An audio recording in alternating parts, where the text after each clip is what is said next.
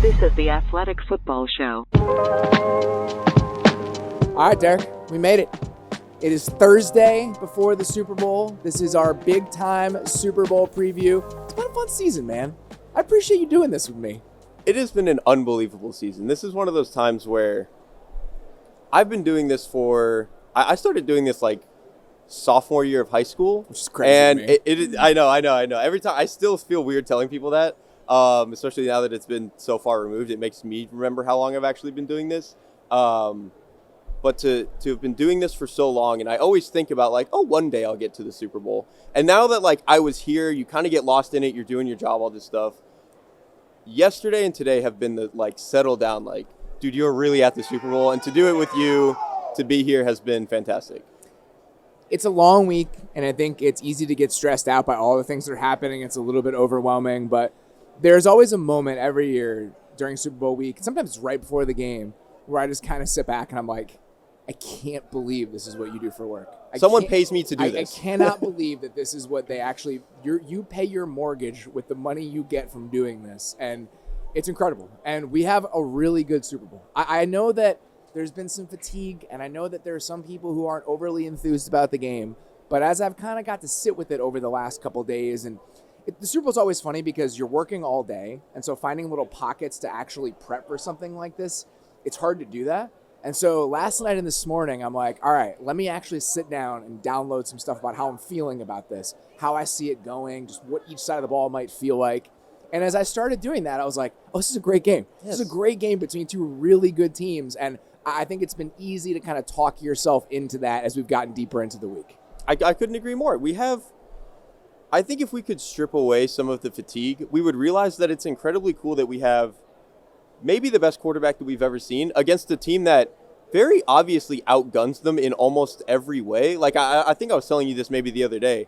The Eagles are the better team in almost every single matchup outside of, like, their quarterback is better. I think that's a really cool situation for Patrick Mahomes to have to try to make the three-peat happen. Like, how you couldn't ask for anything cooler than that.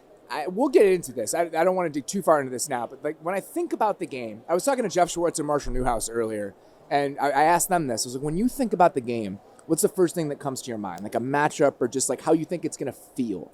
And my mind immediately goes to just this kind of anaconda constricting Eagles defense against what the Chiefs might look like on offense against that, where it's, all right, can we bite off little chunks? Can we be patient? Can we kind of get rid of the ball quickly? Can we attack space? And when I think about it in those terms, it's like, it's a great matchup. And so I think that just sends me down a road where it's easier to get excited about all the other little things that this game is going to provide. It's an Eagles defense that wants to choke you out and really make you stressed and make you feel panicked that you're not moving the ball fast enough versus the one offense and quarterback that is like, oh, that's fine. We'll live this way. It's okay. When you think about this game compared to other Chiefs Super Bowls, you mentioned this earlier in the week, and I kind of made my ears perk up a little bit. It's like you were thinking about the Bucs game a little bit. And obviously this Chiefs offensive line isn't banged up like it was then, but why did that game come to your mind when you were trying to just project what this one might feel like? So the beauty of the Chiefs is that they've been in enough of these Super Bowls that we have enough reference points so we can actually be like, oh, this one looks like that one. Whereas like almost any other team in the Super Bowl, that's not the case. I think if you look at almost all of the other Super Bowls, and I'm not even necessarily saying the Eagles are going to beat the Chiefs, we'll get into that later. But just like when I think about what is the thing that could swing this game, it's like, man, this Eagles front is insane. Jalen Carter is maybe the best player when he's on the field. Nolan Smith has been fantastic the past 5 or 6 weeks. Both left defensive ends for these teams have just cranked it up in the playoffs. Karlaftis too. Yeah, right when you need it. And they're both also like the kind of the henchman types a little bit. Like they'll do some of the weird stuff. So to me, I've been loving it. But it's just this incredible pass rush and a 4-down pass rush. Like they only need the 4 guys to get after you versus the Chiefs offensive line that the interior's good. Like, we know the center's good. Trey Smith has been good at right guard. Left guard is up in the air. It kind of depends who's going to end up playing there. But when it has been Thuney, obviously, it's been good. But I still think, like, them having to reshuffle makes it weird. The right tackle situation has been up and down.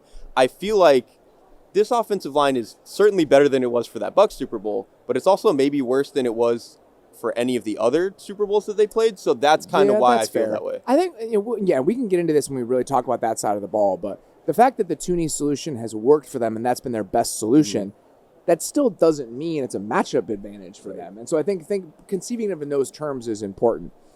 The idea that the Chiefs are potentially about to win their third straight Super Bowl, it's a fact that kind of goes in one ear and out the other because of how monotonous the winning has felt, right? We just kind of expect them to be here. And I think that's why, to a certain level, it's hard to appreciate it. And when I think about just that run and what this team specifically feels like, two words come to mind. One is just calm, right? Like there's no moment that they are going to face in this game during these playoffs that is too big for them. Even the young players on this team have now played in multiple Super Bowls. We talk about McDuffie or Karlaftis. The youth is almost inconsequential because of the experience. They've played 3 more games than everyone else for the last 2 years, and so these guys are hardened even if they're early in their careers. And the other word is just discipline. The unwavering discipline it takes to do this over and over and over again. And it's almost like, I can't remember which video game it was, but like those little like mini games that you would play on like Xbox where everyone was on in like a ball, and if you didn't move and the other guy would just run off the thing. That's what this feels like. Yeah. Is that the Chiefs just being like, we're just going to sit right here and have everyone else run themselves off the table. That takes a lot of nerve, and I think that's what this team has really become. I love that you bring this up because, like, to do another video game anecdote, in Rainbow Six Siege, like, the most important thing is just patience. You want to go turn a corner. You want to peek a guy, see if you can get your kill. The most important thing to do is just, like, be there and be present and make sure you're doing your job. The ability for Andy Reid to instill that in all of his players, I think is kind of funny, too, because we obviously think of Andy Reid as he's the play caller. He's the offensive designer. So you kind of think of him as just like putting together the offense, cooking up cool plays, writing stuff down on a napkin, all that stuff. But for him to actually be such a good like disciplinary coach as well, and like that's almost swept under the rug. But you really can't get to this point, even regardless of how good the quarterback is, you can't get to this point without instilling that in all of your players, both sides of the ball. Another kind of forced analogy here. It reminds me a little bit of when you would watch golfers play against Tiger Woods, and they would just melt down in the back nine every once in a while. And you think about the last 2 years and the opponents the Chiefs have had to face in the playoffs. I think back to the Lamar AFC Championship game and this Josh Allen AFC Championship game. Everything about who Josh Allen was during this season would lead you to believe that there was a new calm for him, that he had kind of really taken a breath and was a different sort of player in these moments. And then we get into a game against the Chiefs and he feels more erratic than he's felt at any time this year. And so I think that's what kind of brings it back around to this game specifically, is that can the Eagles match that calm? Can they bring that same level of discipline to this moment? Because we've seen other teams fail to do that, even if we think those other teams on paper are as talented or more talented than this Chiefs team. That's a perfect way to put it, too, especially the Tiger thing, because I don't remember which quarterback it was. It might have been Brady, and this would make sense given what I'm about to say. It's not that in the playoffs that guys have an ability to crank it up and just become better. That's not what clutch is. No, it's clutch the opposite is just, of that. It's just being as good as you are normally. Exactly. And a lot of the times the other guys just crumble, even if it's only you're 15% worse than you typically are. Okay, well, if you're 15% worse than you typically are against Patrick Mahomes, you're cooked. Like, you're going to lose the game. And so I think that is what has been most impressive about the Chiefs' ability. And you bring it up again. Earlier in their run, it was probably more impressive that they were able to stay so calm. Now that they've done it so many times, they have a very unique advantage of, like, we've been here before. What am I supposed to be scared of? I like to do this for every big game. It's silly and kind of stupid, but I actually do think it's a good way to frame what's at stake in a game like this. And so if I were just to ask you who you think has the most at stake among all of the characters in this Super Bowl, who would you say? I'm going to give one for each side. Oh, better. I love that. You did more prep than I did. So the Chiefs one, I think it's actually easy. I think it is Patrick Mahomes. And that's obviously the easiest answer, but he will be the first quarterback ever to do a three-peat. And you kind of mentioned this earlier. We're almost bored of his success because it's all we've ever known with him. And so the fact that if he could, before 30, have 4 rings, 3 of them in a row, be the only guy to ever do it, it's just like, I think he would pretty immediately like put himself of like, nobody has ever had a run like this. If you want to say Brady's overall resume over 20 years or whatever is better, fine. But Patrick is already putting himself on pace to beat it. And so I think if he does it, it's huge. And then for me on the other side, it's actually Vic Fangio. I think we've talked a lot about how much like he's helped shift where the defense is going in the NFL. And obviously he's coached great defenses before. he hasn't quite gotten it over the line, even on some other defenses that he's been a really good defensive coordinator for. I think if he could not pitch it, you're not going to pitch a shutout against Patrick Mahomes, but if we come away from this game being like, man, the Eagles defense played great, they locked down Mahomes a little bit, they win this game, I think it really does put Vic Fangio into a slightly different light where we're like, he really is one of the greatest defensive play callers of this generation. I actually really like that a lot because it's the same thing that's happened with Spagnuolo. Because Spagnuolo's had these moments in the playoffs, in Super Bowls, it's kind of sent him into a different place than other really good defensive coordinators because it's like, oh, he's that big game guy. Like, he brings it in the biggest moments. And having Fangio kind of add that or tack that onto his resume, I actually like that. And I agree with Mahomes. It just, I think that, can Kelsey go out on top, et cetera? I think the two guys I would say, and I'm probably say the same thing for the Eagles, is the head coach and the quarterback. Because now, I think that the way we talk about Andy Reid was, he's probably the second best coach of all time. He's the second best coach of the modern era. Like, it was always Belichick far and away, and then everyone else was fighting for second place. If he keeps doing this, I think that it starts to reframe the conversation a little bit. I think you say, well, he has Mahomes. Well, Belichick had Brady. So I do think that gap starts to shrink if he keeps going at this pace. And then with Mahomes, to me, it's not even about Brady. And a bunch of people have said this. It's not an original thought. If he does this, now we're talking about Michael Jordan stuff. Now we're talking about the greatest individual accomplishments. And I know it's a team sport, but how much he fuels this, I think that it just sends it into a different territory in the sorts of comparisons we're making.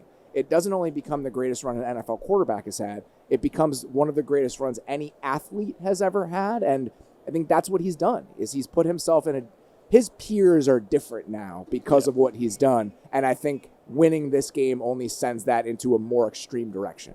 And the last thing I would say about that, too, is that finishing the three-peat here would be such a reminder that to be the best, you constantly have to change. I think we have to remember that they're doing this run after they gave up Tyreek Hill, which when he first got there was like the big selling point was you have the Wasp play was the defining play of the first Super Bowl that they won. It defined how they played, and it was like the way that they played was because Patrick Mahomes was this young gun quarterback who would do whatever, he would throw it down the field, and you had the fastest guy in the league.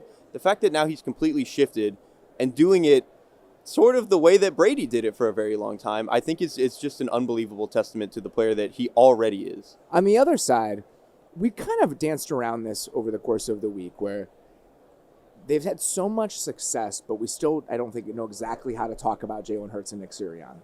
And so them winning this game and Hurts playing well on their way to winning this game, they're absolutely in the conversation for who has the most at stake here. With Sirianni, let's say they fall short here, and let's say next season goes poorly, they have another dip in the same way they did in 23 after going to the Super Bowl, there are going to be people who want him gone. And listen, winning a Super Bowl in Philadelphia does not guarantee you lifetime job security. Just ask Doug Peterson about that. But I do think that it helps a little bit in kind of giving him a little bit more leeway about how the next 2-3 years go if they can actually finish this thing off. It definitely would. Like, Philly is I think with them specifically too, it almost hurts even more if they were to lose because they did this with Andy Reid. Like, you've already experienced what this. Now you did it twice, right? Right, and now to go to the Super Bowl potentially 2 times in 3 years and maybe lose to Andy Reid specifically, who you already did this song and dance with before, I think it would hurt a lot. And so he does kind of have a lot at stake where, again, like you said, I don't know if a win, how much of a leash that actually guarantees you, but it probably does go a long way of being like, okay, we're not doing the Andy Reid thing again. This is the guy who can get us back here consistently and potentially do it again in a year or 2 years or whatever it is. So I think he certainly does have a lot at stake. And we kind of talked about this on the show yesterday. I'm not 100% positive what I think Nick Sirianni's like role in all of the Eagles' success is, but I do think when you get the ring, it becomes like pretty unimpeachable that you are doing something right. I think a point we didn't make on that show that I think is worth bringing up, and talking to some Eagles writers this week just because I was curious about it, like they have a front row seat to this. Like, what does Nick Sirianni do here? And I think the idea that maybe he wouldn't be a great coach for a lot of teams that didn't have this level of talent. But for a team that does have this level of talent, he's a good coach for this situation. The demands of being a head coach for the Philadelphia Eagles are different than the demands of being a head coach for another organization because of the roster talent, because of the decision-making, and like the fact that you have an executive that's really empowered and really involved owner, and they have a vision for how they want things to go. But that doesn't mean that whatever this version of the job is, he isn't doing it well. And I think that obviously winning it and finishing this thing off would go a long way in kind of reframing that conversation. Yeah. Let's get to the individual sides of the ball here, get to the nitty-gritty of it all. Let's start with the Chiefs offense against the Eagles defense. Chiefs offense, talked about this earlier in the week. You can just ignore everything that happens essentially before Christmas. None of it matters. They're just in a laboratory. All of the season-long stats are completely irrelevant. They, over the last 3 games, they have been the most efficient offense in football by a very wide margin after just sleepwalking through the entire regular season. So the Chiefs story is the same, even though I think all of us get collective amnesia at some point midway through the season where we're like, oh, I don't know, the left tackle's not very good, and what are the receivers going to do? It doesn't matter. None of it actually matters. That is the only part of this where I get fatigue. I don't mind that the Chiefs are here again and watching Patrick Mahomes in the Super Bowl. He's the coolest ever. That part of it is awesome. The part where I have to do my job for 14 weeks and talk about, does any of this matter for the Chiefs? Knowing that in my heart of hearts, it probably doesn't, There's man. no good way to do it. Yeah. Because you can't ignore it. Yeah. If they're not playing well, what am I supposed to do? Be like, Exactly. none of this matters until January. We But do how long 3 can you say that? podcasts a week. How long can you say that before people go insane? But then we get here and it's like, well, yeah. Yeah, and then people are going to be pissed. It's like, oh, you never criticize the Chiefs, and they can do no wrong. It's like, well, how many times do we have to watch this movie for me not to feel alarmist around Thanksgiving about whatever this team is? It was the same thing with Brady. You remember the year they beat the Rams? They were not a very good offense for a majority of the season. They get right down to the end of it, and suddenly they become the best rushing offense in football. You know that you have Brady. Boom, you win the Super Bowl. The Chiefs' offense was the same old story. The Eagles' defense was a very different story. Coming into the year, I think we had a lot of questions. We didn't know what Vic Fangio would be after last season in Miami. There were a lot of personnel concerns. What was linebacker going to look like? They go out and Kobe Dean steps into a bigger role. You have a couple dice rolls at that position. Can you remake that a little bit? They had young pieces in the secondary. It's like, all right, in the best possible scenario here, Quinyon Mitchell and Cooper DeJean work out, but who knows with young players? We've alluded to this. Every single bet that the Eagles seem to make this offseason, some of them that they probably weren't even thinking about, like the Zach Bond thing, came out in their favor. And you combine that with a vintage Vic Fangio season, and now this goes from being a defense that before the season there were a lot of questions about, a month into the season was actively playing poorly, and now by the end of the year, they arguably are the best defense in the NFL, and the defense that I think in a lot of ways you feel the most comfortable about giving Patrick Mahomes a hard time, not only because of the quality of the defense, but the way they want to play, the structure of who they are, the areas where the Chiefs have been able to kind of create matchup advantages, dictate, really pull the right levers to manipulate what teams are doing. All of those levers, we'll go through some of the stats, they don't work against this team. This is a defense that is kind of, you can't move them. You can't move them in a way that they do not want to be moved. And I think that's the most interesting part of this to me, is that there just aren't that many things you can pick away at with this team, because that's what the Chiefs are so good at. What are the 2-3 things that we can hammer away at here? Last week against Buffalo, they're playing a lot of zone early in the game. We're going to run a bunch of RPOs. We feel like we can attack space. They start playing a bunch of man. They have a corner that they don't feel good about. We're just going to keep picking away at that over and over and over again. The Eagles aren't really a team where that weakness becomes readily apparent. And so I think that to me is kind of the defining thing that I'm thinking about on that side of the ball. I think it's kind of cool because when you would imagine trying to beat a quarterback of Patrick Mahomes' caliber, you would typically be like, okay, what's the one weird thing we got to do? How do we scheme up these certain blitzes, or how do we throw this coverage curveball? Whatever it is, you usually need that against the elite quarterbacks. With Mahomes, it's like you don't ever want to give them anything and play into anything. And the Eagles' defense is like, we run what we run no matter what. That is, I think, what is the most interesting part about this matchup, is that most other defenses are probably compelled to throw something at Patrick Mahomes. I think Vic Fangio, he's done this for a very, very long time. He's coached some really good defenses. He's probably fine saying, we're going to get into our 2 high shells. We're going to rotate to cover 3. We're going to sit high on everything. And we're going to come and rally and tackle, and we're going to force you to make mistakes. I think they're very, very comfortable doing that because it's what they've done all year. And I just don't imagine Vic Fangio being a guy who is like, we got to do X, Y, and Z to throw a curveball into the matchup. I think he very much believes in the rules of his system, how he's taught his players, and his players' ability to really go execute. And I think that's right. And again, going back to some of those things where, all right, these are the buttons that the Chiefs want to press. This is the Eagles' response to that. A couple numbers that I would throw out. The Eagles are top 3 in the NFL in both EPA per dropback and success rate on dropbacks with motion this year. Think about the eye candy from Xavier Worthy recently and how good the Chiefs have been about manipulating the way the teams want to play man against them or creating space against zone coverage. The Eagles are one of the best teams in the league against any sort of motion look on dropbacks. The other one that I think is really important with how the Chiefs are playing now, Mahomes is getting rid of the ball so quickly, right? The Eagles this year, and I was wondering this because, like, okay, the Eagles play a lot of zone. You know, can you kind of attack them underneath? You're getting rid of the ball fast. What does that look like? The Eagles were number 1 in the NFL this year in EPA per dropback against quick passes. Number 1 in the league. Last one, the Chiefs, again, zone coverage. You know, can we flood some of those areas, get into some of those 4 strong looks that the Chiefs use? The Chiefs use more 4 strong looks than any other offense in the NFL this year per Next Gen Stats. The Eagles are number 1 in the NFL in defensive success rate against 4 strong looks. So all of the things you would typically say, all right, what if we try this? What if we try that? There's no apparent advantage structurally that the Chiefs are bringing to the table against what this Eagles defense is. And the 4 strong thing is so good because typically the issue with 4 strong is you just don't see it a lot in the NFL, so it's going to manipulate your rules, and players haven't seen it very much. Their heads are going to be spinning. But again, Vic Fangio has taught this thing so well. The rules are so good, they're so sound, and the players are, at all 3 levels, very, very smart. It's very hard to get them on certain stuff like that. The part of this that I went back to, and we talked about this a little bit at the top of the show, the Eagles' defense is an anaconda. They want to squeeze you out. They want to make you do the short stuff. Like when they rotate out of their 2 high structures and they go into cover 3 and the safety comes down to play the hook, they play it very high. Like he's very slowly coming down from 12 yards to 10 yards to 8 yards because he wants you to throw the stick route or the hitch route or whatever it is. And they're like, we'll tackle. You're not going to do that 30 times a game. What's interesting is that Patrick Mahomes will do that 30 times a game. He has no qualms about it. No problem doing that. I looked this up on True Media. So the Eagles have the 5th lowest blitz rate in the league. So they're not going to blitz and they're going to make you throw these short throws. Mahomes' depth of target against non-blitz plays is exactly 6 yards, which is the 3rd lowest in the league. The only 2 guys below him are Gardner Minshew and Tua Tagovailoa. And I had a thought.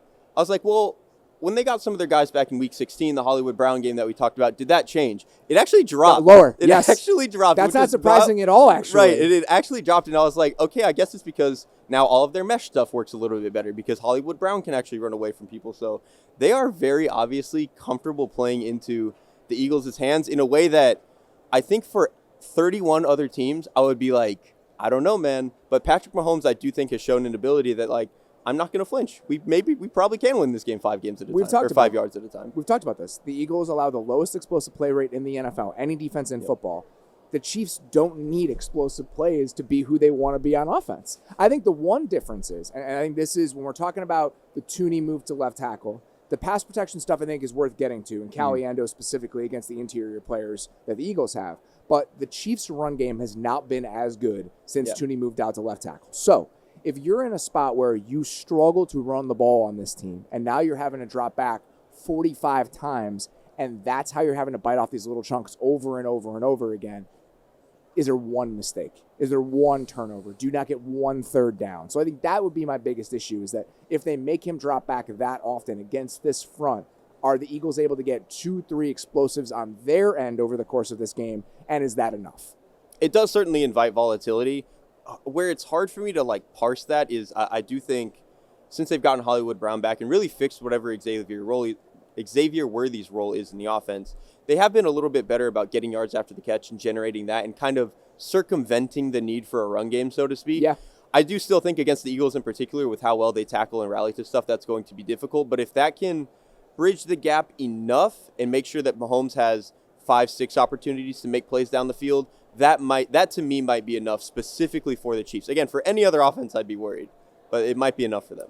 You mentioned the Xavier Worthy usage. I had 2 stats that I wanted to throw out because I think they're really indicative of the evolution that we've seen from this Chiefs offense over the course of the year. Okay, Xavier Worthy, through the first 11 weeks of the season, was averaging 11.3 air yards per target. Okay, down the field threat is the fastest man in the history of the combine.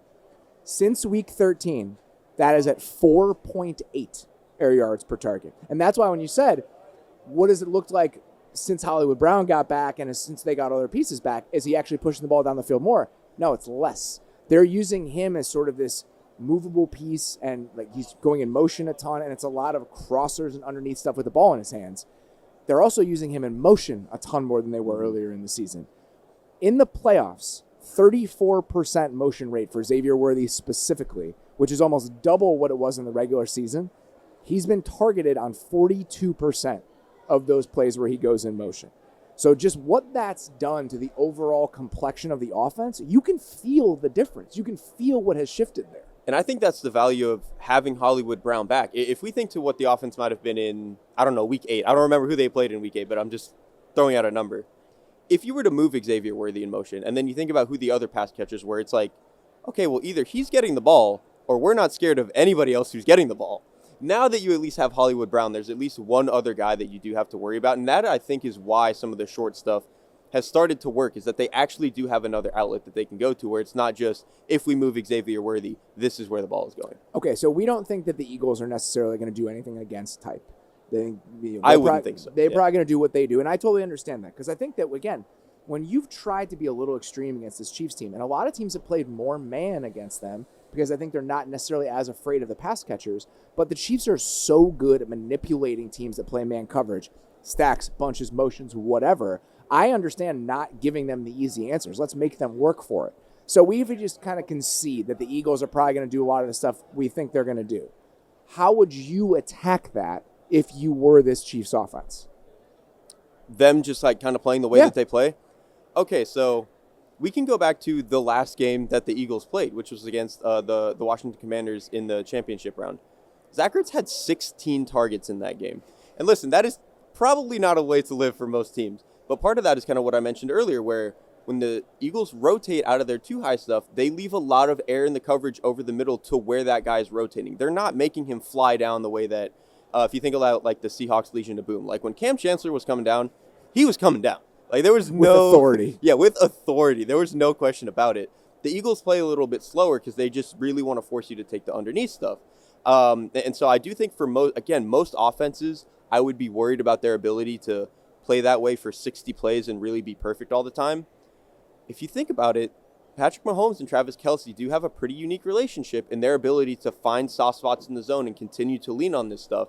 I do think 16 targets is maybe too much, but I do think continually attacking that area where the Eagles are trying to rotate down into, and they don't really hide it. If you look at the way that they structure their fronts and like where the backers are, you can see the void where the safety is coming down. I really do trust Andy Reid, Patrick Mahomes, and Travis Kelce to pretty consistently pick on that spot in particular. So if you can get that, and then maybe you find one or two explosives with Hollywood Brown, Xavier Worthy, whoever it is, I think that is probably a pretty good way to go after them. I think that having it be a big Kelce game, that's kind of where my mind is at too, just because of the way that they're going to have to move the ball. And I feel like if you look at some of the ways the teams have attacked the Eagles, teams have had success when they're trying to yank those linebackers into the flat, right? And so think about just all of like the little swing with the back that the Chiefs have done with like a slant coming behind it. And especially now with no Nakobe Dean.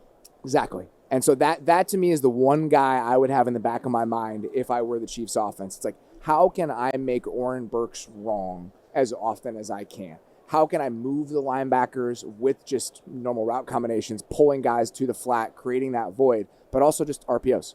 How can I make those guys consistently wrong and try to create some openings over the middle of the field, even more than the ones that they're going to give to me based on the way that they play? I think that's really good. And again, the RPOs are going to have to be a lot of it, because if we talk about their run game as it is, their vanilla run game not being that good, especially with Tooney potentially at left tackle, you're going to need to at least add the element of a pass threat for a lot of your run stuff. Who is the one guy on each side of the ball that you think could tilt this game that maybe is somewhat under the radar? Somebody that's like a second layer player that you think is going to be really important? I mean, honestly, if I've gone back to this well a number of times for the Eagles specifically, but I really think Nolan Smith has a chance to do it, because I think we know what Jalen Carter interesting. I think we know what Jalen Carter and the interior guys can do. But I think if Nolan Smith can have the type of day that he typically has in the run game, specifically against some of the Chiefs pulling stuff, like his ability to, as a 245-pounder, just throw his body in there. If he can make sure the Chiefs are always in 2nd and 10 and then really pin his ears back as a pass rusher, which to me, that's the part of his game that has turned it up. I think when Nolan Smith stepped into the league, he was a good run defender by virtue of how he plays. But as a pass rusher, I think the past 5-6 weeks, you've really seen him start to turn it up. I think if he can attack these tackles, specifically Jawan Taylor, and really force Taylor to want to be a little bit jumpy in his set, which he typically is, trying to get out early, I think that is probably a pretty good way for them to have some issues. I'm going with Milton Williams for similar thought. Yep. And you think about Jalen Carter spends a lot of his time over the right guard or it's like a one technique shade between the center and the right guard. Milton Williams plays over the left guard a lot. Think about that game in the NFC Championship game where he's putting the left guard on skates into Jaden Daniels' lap.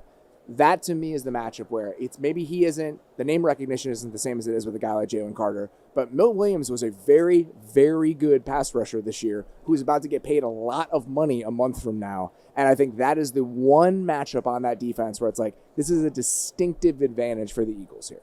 Yeah, absolutely. And then on the other side of the ball, I think it would be whatever running back you can get to catch the ball because of what you said with trying to get guys out into the flat, kind of attack these linebackers a little bit. Big like P. Ryan game. Maybe a big P. It's on the table big at least. P. Ryan game. That is not a name I expected to mention on the show, but now that I think about it, it's but like, he is a guy who randomly pops up late in the season all the time. So it could be. Think about it. He had I think it was the regular season game against the Texans. He had that big catch. I mean, when they're trying to manipulate linebackers and trying to create that stretch where they're pulling guys to the flat, that's where the back really starts to get involved. And P. Ryan is their best pass-catching running back. All right, as we dig into the Eagles' offense against the Chiefs' defense, I want to go back to the matchup from last season between these two teams. It was only a year ago, the Super Bowl 2 years ago, different sort of rosters. I also think the Chiefs' defense, when we look back at that game and those stats, the Chiefs' defense was still bad during that Super Bowl. The Chiefs' defense has been significantly better over the last couple of years.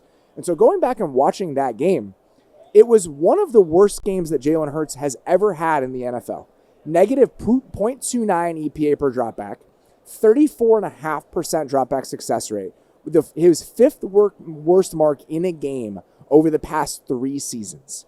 And so I think a lot of the ways that the Chiefs want to play defensively are things that give this Eagles offense and this Eagles passing game problems. And so maybe that's not giving Philly enough credit in the current iteration of this Philly offense, but I think specifically when the Eagles are dropping back, there are a lot of specific elements of this game that I think are in the Chiefs' favor on that side of the ball.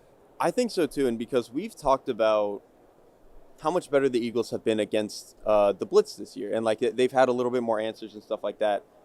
I think the reason why I'm not fully inclined to believe that that's going to matter as much in their favor in this game is, one, it's Steve Spagnuolo, baby. Like, he is about as good as cooking it up as anybody in the entire league. And we have proof of concept that he can do it against a relatively close iteration of what this Eagles offense is. So I have a lot of faith there. And then when you think about how the Eagles beat the blitz and how Jalen Hurts has done it historically and this season, I looked this up on True Media. Every year that Jalen Hurts has been a starter against the blitz, his depth of target has been on the NFL average or above. He's a guy who he's going to take chances. He's going to get outside the pocket. He's going to try to make throws down the field. That is the way that he operates against the blitz, which can be good if things are rolling. It also inherently invites volatility, which I think inherently inviting volatility against Steve Spagnuolo, who is going to do a good job of, if you're a quarterback who wants to bail from the pocket a little bit early when you see flashes of color, okay, well, he's going to do a good job of scheming up blitzes that intentionally get you to go outside of the pocket. Even the Rams did this, actually, in the divisional game where they would have Jared Verse crash inside from the right tackle's inside shoulder, and they would have a backer looping all the way over from the other side because they knew Hurts was going to try to get outside of the pocket. So even for as good as some of their blitz stuff has been this year, I think this is the one test where it's like, you really need to prove it. You got to show me that all these 20-something weeks were really worth it. I think it's the nuances behind the blitzing. It's not a binary. It's not against the blitz. It's not just throw the bodies. Yes. Yeah. So if you look at the numbers here, Jalen Hurts this season, the Eagles have been significantly better against the blitz this year than they have been over the last couple of years. Hurts is top 6 in both EPA per dropback and success rate against the blitz this year per next gen. But then you start to think about how the Chiefs specifically want to bring pressure, and the story becomes a little bit different, okay? So we're top 6 in EPA per dropback and success rate against the blitz. Let's go to zone blitzes. That goes to 14th in EPA per dropback and 16th in success rate. Okay? How about cover 0? Now we're talking in the 20s on both of those. Well, what do the Chiefs want to do? They want to use zone blitzes, and they play a lot of cover 0. And so I think that to me is the biggest difference here. It's not just blitzing or not blitzing and Hurts improving when teams send extra bodies. It's the type of pressures that are coming from the Chiefs. Hurts this year, 17% sack rate versus zone blitzes per next gen. That is the highest rate in the NFL. And that's exactly how the Chiefs want to play on that side of the ball. And I'm so glad you bring up not just the zone blitzes, but some of the cover 0 stuff. There's a play in this last game that they played against each other where I think it's high red zone, so they're on the 18-yard line or whatever it is. And A.J. Brown is in the slot to the right. Chiefs send cover 0. They send everybody except the guys covering him. So they have a safety drop down to cover A.J. Brown. He's running like an over route. It's open. A.J. Brown is running across this guy's face, and he is open. Hurts sees the flash of color of 7 bodies running his way, though, and immediately bails out, and the play's dead. And it's like, those are the plays that if Spags can get him on that type of stuff 5-6 times in this game, which I do think that he can because he's Steve Spagnuolo, that's where this game is going to start to tilt, and you're going to be like, what was all of this blitz work for the Eagles? Like, was it even worth anything if you get to the end of the road and you get to the biggest test and it doesn't matter? I think the zone blitz versus man blitz is something worth considering. And I think also who's blitzing and from where becomes important. Yeah. The last game we saw from the Eagles, they struggled against mugged up like A-gap pressures from off-ball linebackers, but that's because we had a backup center in the game. So now with Juergens back in there, I actually think if you want to send guys through the A-gap, the Eagles are set up to deal with that. Saquon's a decent pass protector. When Hurts can see it coming and they can block it up, I actually think he's comfortable in those moments. Flashes of color is a very good way to put it. And if you look at how the Chiefs have come after him specifically, it's been a lot of DB blitzes from the perimeter. So Trent McDuffie, his 2 highest pass rush snap games of his career are his last 2 games against the Eagles. Oh, it was 9 in 2023 and 8 in 2022. He had a monster strip sack in the 2023 game. That changes personnel-wise because McDuffie is now on the outside. So my question is that a McDuffie thing or is that a nickel blitz thing? And so do we think Chamari Connor is going to be in that role? Because that's how the Chiefs want to do this. They want to have those flashes of color coming from the perimeter that make him a little bit uncomfortable. He doesn't see it quite as well. Doesn't make him bail from the pocket. I wouldn't be surprised, even with McDuffie in a slightly different role, if that's how the Eagles were approaching this. Or the Chiefs, excuse me.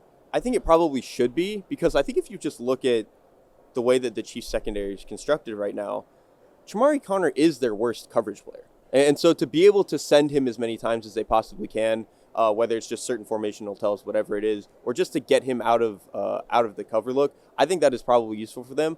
I also do wonder if there's a chance if we just get more Trent McDuffie slot snaps in this game, because they have Jalen Watson healthy now. So that would be the one big wrinkle that I'd be like, okay. And so you have to you don't have to restructure your playbook. This is all stuff you did the past 2 years. You have to make a calculus if you're Spagnuolo, and you have to say, is McDuffie in this specific role where you can use him as a pass rusher? Is that worth the trade-off of us potentially being a little bit worse in coverage with Williams and Watson on the outside, or Williams and Johnson on the out, or Watson and Johnson on the outside?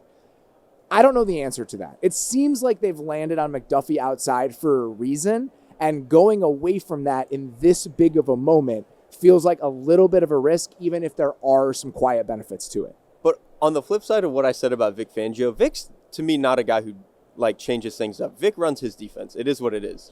Steve Spagnuolo, on the other hand, he will throw some weird shit at you. And I do wonder if this is a game where he thinks that this is the moment to bring McDuffie back. And again, because they've done this a little bit before with him already, and he previously played in the slot. Again, I don't know if he's going to start in the nickel and start to finish play the game there. But I wonder if that, versus certain formations, certain personnel packages, certain areas of the field maybe where they have a read on what the Eagles want to do, that they feel like, yeah, we can put McDuffie in the slot here. Maybe on specific 3rd and 8s. I don't know, whatever it is. But if he's not in the slot, I think whoever that receiver for Philly is in the slot becomes a huge point of focus in this game. The Eagles, I looked this number up because you think about it just in a vague way where it's like, okay, the Eagles don't really have a slot receiver that you would target very often, right? So you have 2 outside guys. Even if those guys play in the slot every once in a while, that is a void in this Eagles roster where there aren't a lot of voids. Not surprisingly, the Eagles attempted 108 passes to players from the slot this season. That is the fewest in the NFL. The NFL average is 169. They were at 108. So they just don't do it very often. But if Connor's your worst coverage player, and we feel like they're going to be answers to what they're doing on the outside, right? So the Chiefs press on the outside more than any defense in the league. A.J. Brown is the best receiver in the league against those press looks.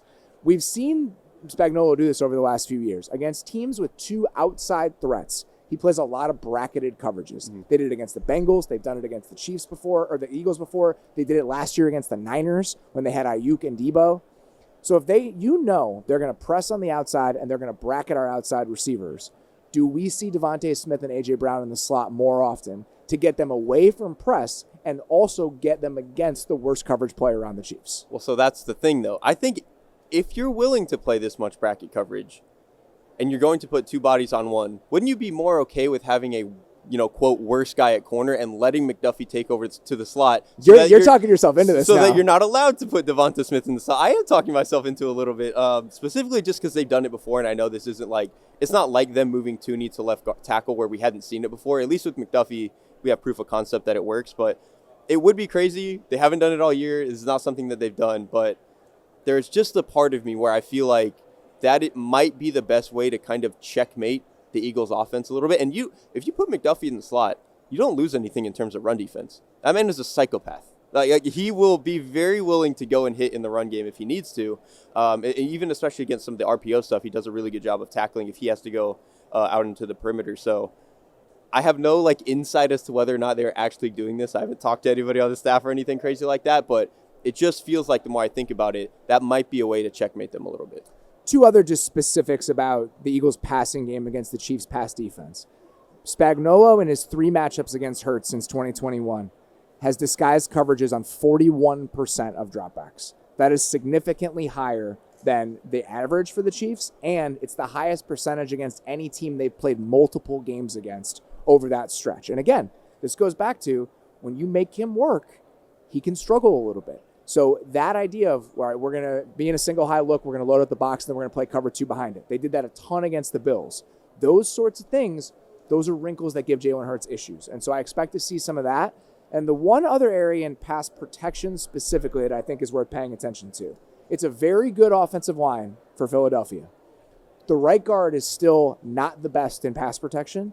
And it also, you can compound that if you make him work and you're sending stuff to him from maybe some unconventional spots, whether it's blitzes. And then I think the thing I would just be hammering over and over again if I were the Chiefs, twists and stunts to that side.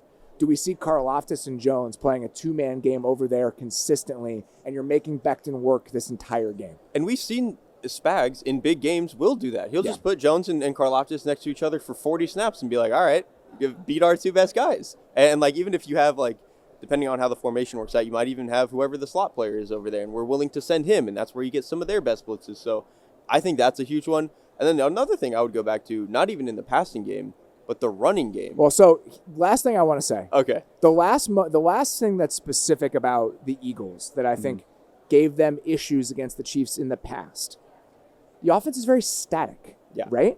So when no one's moving around, you know exactly where you can send second-level bodies. And the Eagles still don't use a ton of motion, but they use a lot more of it. When I went back and watched that 2023 game, I'm like, they're just sitting ducks.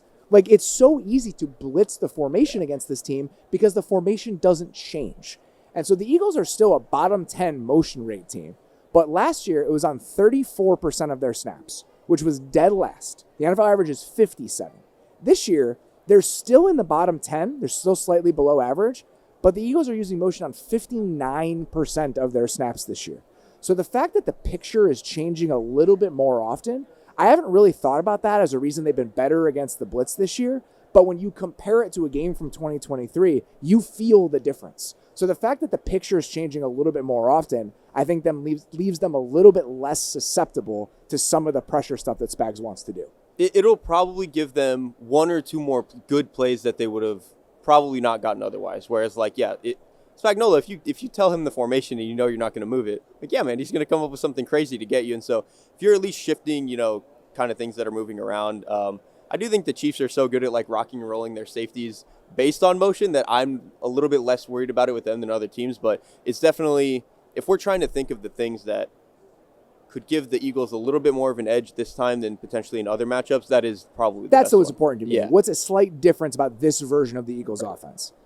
So we just spent like 15 minutes talking about how the Chiefs' pass defense might give issues to the Eagles' passing offense. Well, it might not matter if they just come out and say, we're going to run the ball 40 times with the guy who ran for 2,000 yards in 17 weeks. So that becomes, in my opinion, and the biggest, most important consideration on this side of the ball is, can the Chiefs slow down this running game, and can the Eagles get their 2-3 explosives on the ground with Saquon? Because if they do, then everything we just said about the struggles they might have throwing the ball start to matter a lot less.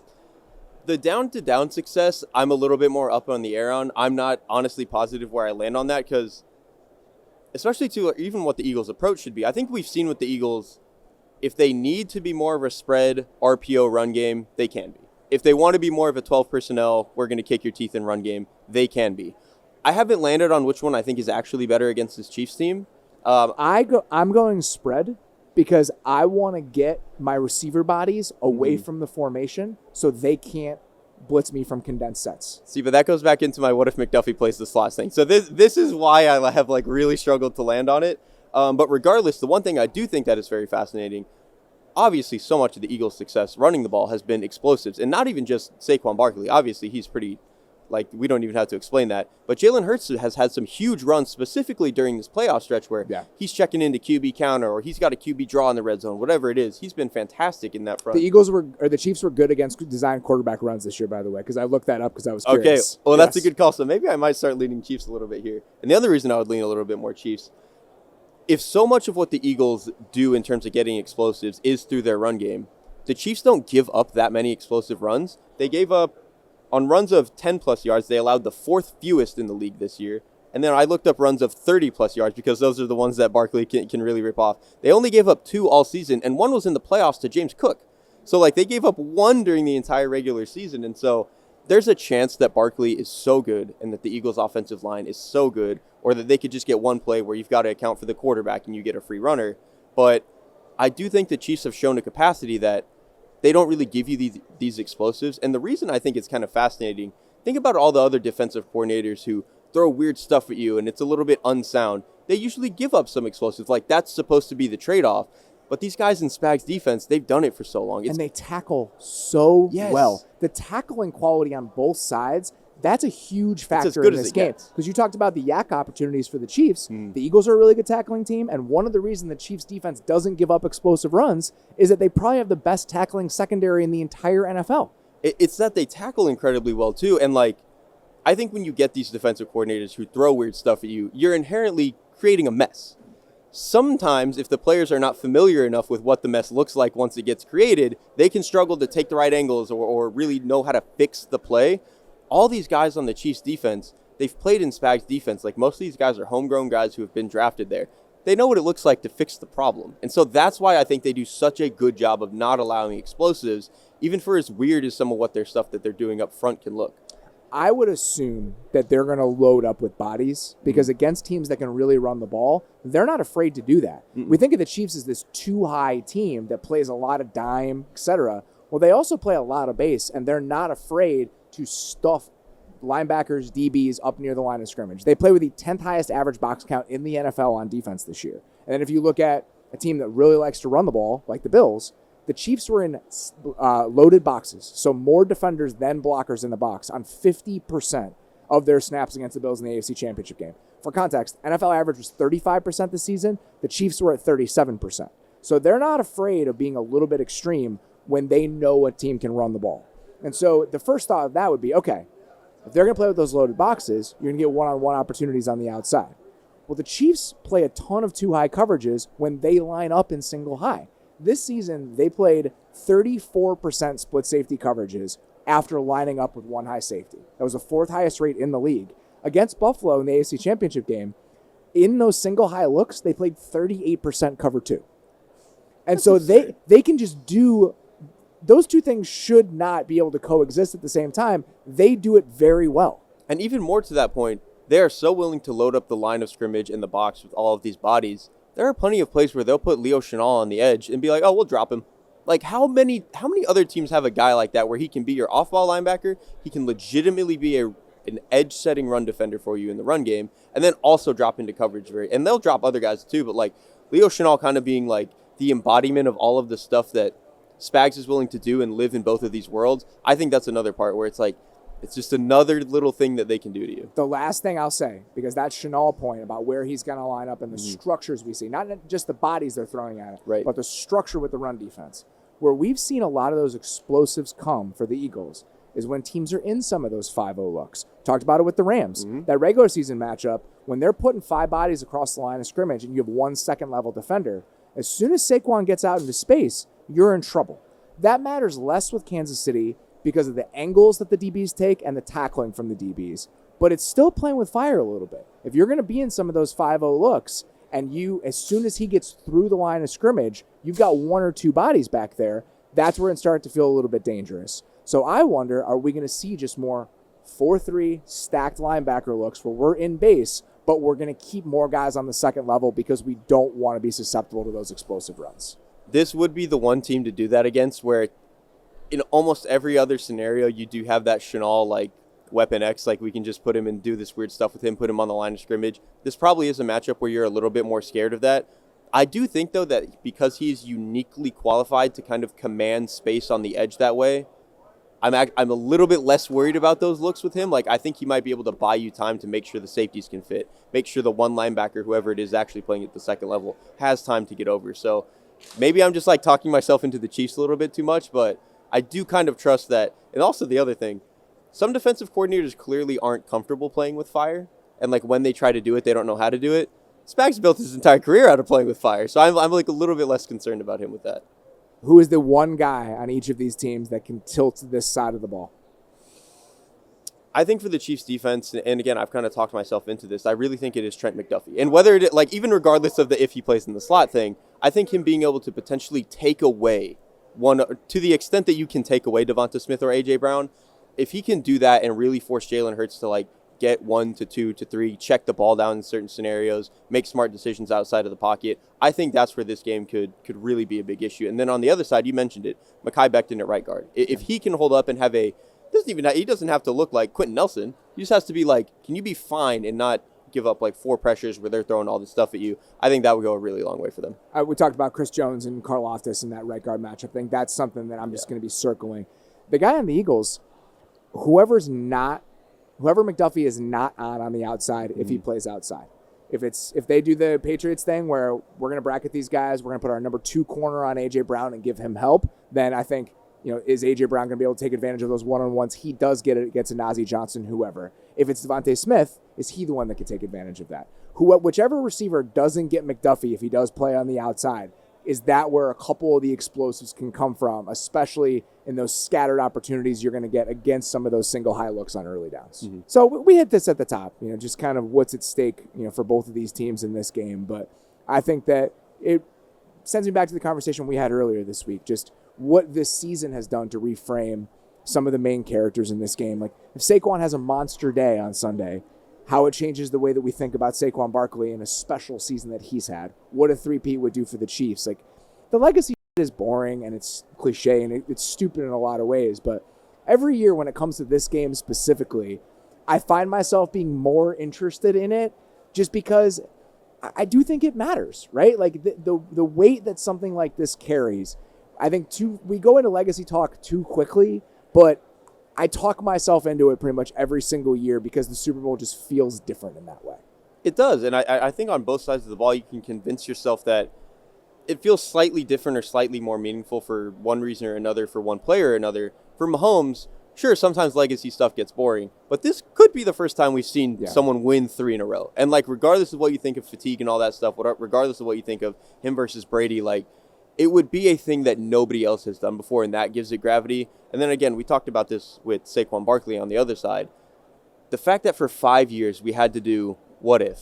Like maybe he's just not the guy that we thought he was, or we're just never going to see the guy that we thought. The fact that he could potentially be the engine for one of the best offenses, at like rushing offenses we've seen in the modern era, coming off of, again, 5-6 years where we were like, you don't need a running back at all to win the Super Bowl. Like, it would just go such a long way for not really even just the way that we think about him, but even the way that we think about the position and how Yeah. you're allowed to structure your offense. All right. Who wins and what's the score? I can't go against Patrick Mahomes, man. I just have there's like I look at the matchup, I look at the depth charts, and outside of Chris Jones versus Mekhi Becton, I think if you looked at any other individual matchup, it's at least either even or Eagles favored. And still, I think about one team has Patrick Mahomes and Steve Spagnuolo with 2 weeks to go against the quarterback that he's proven he can beat before. I have to lean Chiefs. What's the score? I don't think there's going to be a lot of possessions in this game because of the way that both of the teams play. I don't ask you because I want you to make a prediction. Right. I want to know what sort of game flow you're envisioning. I'm thinking it's like 24-20 type That's of exactly thing. the score I was going to pick. It's 24-20. Yeah. And I think the over-under is right around that. And so a Okay. lot of people I saw, I think Barnwell did 27-24. I do think it's going to be a little bit slower, a little bit uglier of a game. So I also have 24-20 Chiefs is my pick. Oh, this is not good. This is scary. It's going to be a 38-35 Eagles Just win like based last on time. that. Yeah. All right, guys. That is all we've got. Sincerely appreciate all of you listening the entire year. Obviously, we've got a Super Bowl recap coming your way on Sunday night, but it has been a great season, a fun season. Appreciate everybody who has listened, given us their time. It's been a great week. Have really enjoyed being down here with you. We've got a couple more days to run through. If you're listening to this on Friday, we will have our last live stream coming to you from Radio Row at 5 p.m. Eastern on Friday. So please, if you have not checked those out, tune in for that. And all of those streams are available on the Athletic Football Show YouTube channel right now. For now, that's all we got. Appreciate you guys listening. We'll talk to you soon.